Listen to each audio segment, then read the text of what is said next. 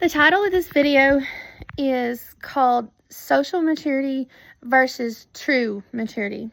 I was born in 1981 and was raised all through the 80s and 90s. And social skills were very important growing up in my time.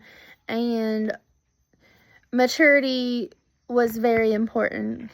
And one of the things that I learned was the importance of acting your age versus acting younger than your age. Social maturity and manners are good as long as you understand that what's on the inside is more important. So my views on social maturity are, when I was growing up, I heard these phrases a lot whenever I had the worst meltdowns. This was, "You're too old to cry that much," and it's only okay to cry in certain situations, like at funerals. And words like this made me feel worse, and when I felt worse, that produced a worse meltdown. Sometimes whenever I would talk, it would sound like, if I were relaxed, it would sound like I was talking like a baby. And I was told to quit talking like a baby.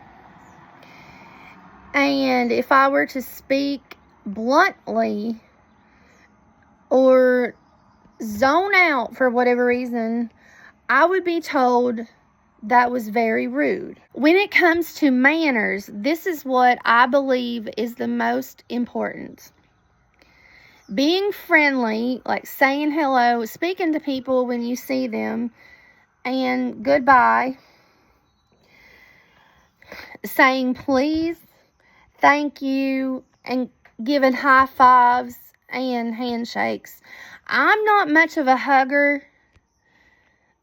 I prefer handshakes, and honestly, I prefer high fives over handshakes and hugs. This is what I'm going to explain. This one girl that I went to school with from middle school all the way through high school, who was what was considered to be a very mature girl, never got in trouble for anything, always made really good grades. She was very snobby toward outsiders, and she was always getting mad at me for stuff that I didn't know I did. And a lot of times I felt pressured to react like people like her, but I later discovered her flaws, and that even though that people acted like they liked her on the surface, a lot of them also felt that this person was very snobby too. So now this is what I learned about the world's views on maturity and other stuff besides manners. That you should fake it till you make it, meaning that you gotta act confident and power through everything when you don't feel like it in any reason. I personally don't feel like this is healthy for autistics.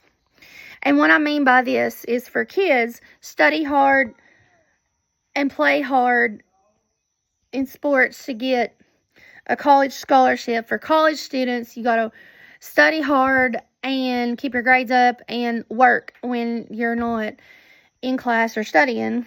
And for older adults, you have to work hard to pay full time, and for loans, etc., and family commitments, etc. So, in conclusion, I feel personally like autistics are more mature than neurotypicals because they're very honest and open, diligent, confident, and more talented than what neurotypicals give them credit for. A truly mature person, in my opinion, loves their autistic friends and loved ones, won't ever let the worst of their autism get in the way of their talents.